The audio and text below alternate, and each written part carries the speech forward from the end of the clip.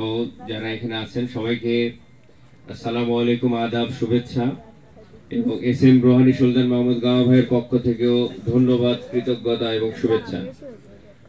আমাদের আজকের এই বিজয় খুবই আবেগের বিজয়। এই বিজয়ের দিনে আমরা অনেকে আপ্লুত হয়েছি, অনেকে আনন্দ করেছি, আবার অনেকে অতি উৎসাহী হয়েছি। এই বিজয় কিন্তু আমাদের যেখানে যারা যাদেরকে মালা প্রদান করে বরণ করে নেওয়া হলো, তাদের যে যতটুকু কষ্ট, তার চেয়ে বেশি কষ্ট করেছেন আমার সামনে যারা আছেন আপনারা। আমরা তো শুধু কথা বলেছি, বিভিন্ন জায়গায় বক্তব্য দিয়ে আমাদের কাজ শেষ করেছি, কিন্তু আপনারা যারা ভোটার, আপনারা যারা গামা ভাইকে ভোট দিয়েছেন, তারাই মূলত গামা ভাইয়ের প্রচারণা করেছেন এবং তারাই প্রথম গামা ভাইয়ের নাম, গামা ভাইয়ের ডাক, নাম ডাক সবাই পুরো ইউনিয়নে প্রচার করেছেন আপনারা ভোটার বৃন্দ। সুতরাং এই মালার প্রাপ্যতা আপনাদেরই অগ্রাধিকার বেশি, আপনারা এই মালার যোগ্য। আমরা শুধু প্রচারণা করেছি মাত্র।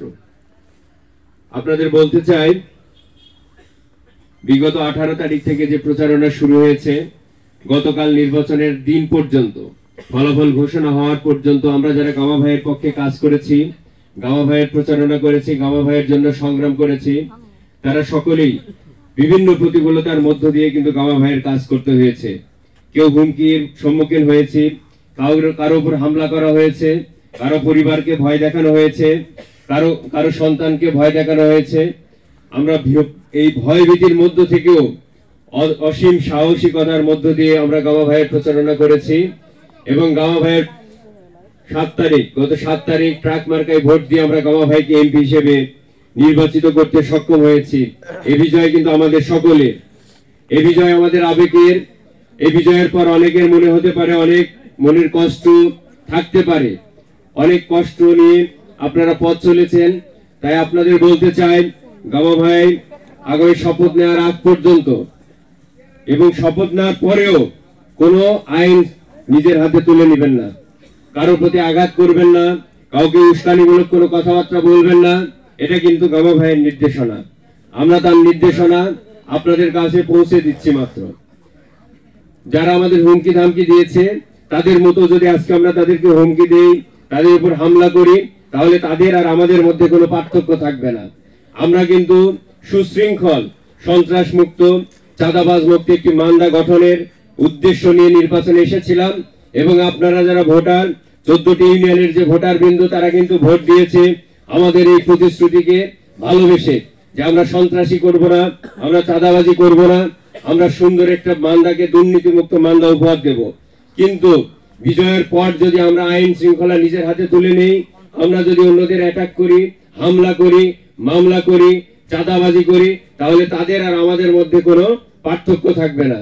তাই আপনাদের কাছে আকুল আবেদন, আপনাদের কাছে নিবেদন, গামা ভাই আমাকে বলে দিয়েছে আমি যেখানেই যাই যেন বলি, সবাই শান্ত থাকুন, প্রকৃতির বিচার প্রকৃতিই করবে। এক সময় তারা দৈত্যের মতো উঠেছে, রাক্ষসের মতো আমাদেরকে ভক্ষণ করেছে, আজকে তারা আবর্জনা রাস্তা করে নিক্ষিপ্ত হয়েছে। জনগণের রায়ে তারা আজকে মান্দা থেকে বিতাড়িত। আশা করছি আগামী কয়েক বছর, আগামী সামনে যতদিন আমরা থাকবো, গামা ভাই থাকবে, তার আদর্শ থাকবে। এই মান্দাতে পূর্বের সন্ত্রাসী দুর্নীতিবাজরা এই মান্দাতে আর জায়গা ফিরে পাবে না।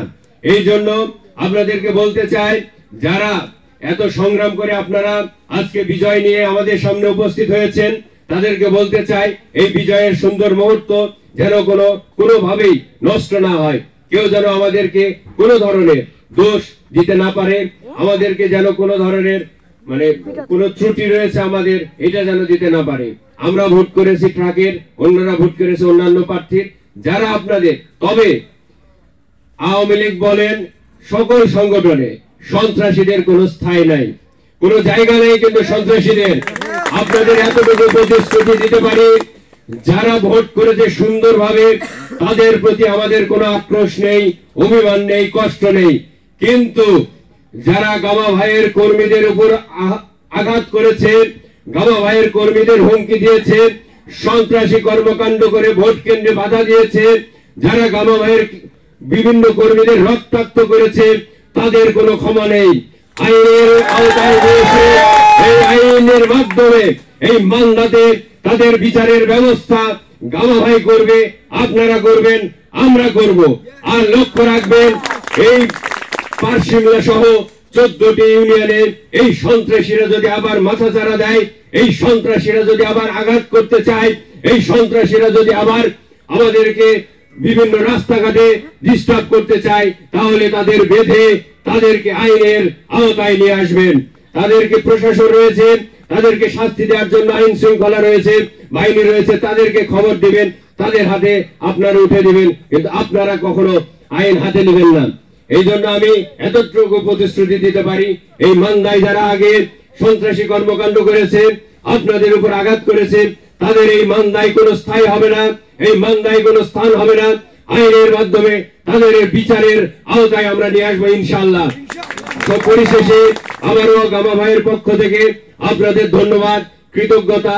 আর এই পারশিমলাবাসী, এই পারশিমলার প্রতিটি মানুষের সাথে আমার বাবার, আমাদের পরিবারের সম্পর্ক রয়েছে। আপনারা আমাদের ভালোবেসেছেন, আপনারা আমাকে সুন্দরভাবে বরণ করেছেন। সব সময় আমি যখন এখানে এসেছি আপনারা আমাকে খুব আদরে গ্রহণ করেছেন, এই জন্য আপনাদের কৃতজ্ঞতা। এই পারশিমলা সহ আশেপাশে ক্ষুদ্রবান্ধব বা আবিদ্যপাড়া যারা যত মানুষ এখানে রয়েছেন সবাইকে আবার আমার কৃতজ্ঞতা, ধন্যবাদ জানিয়ে আমি আমার বক্তব্য শেষ করছি। জয় বাংলা, জয় বঙ্গবন্ধু।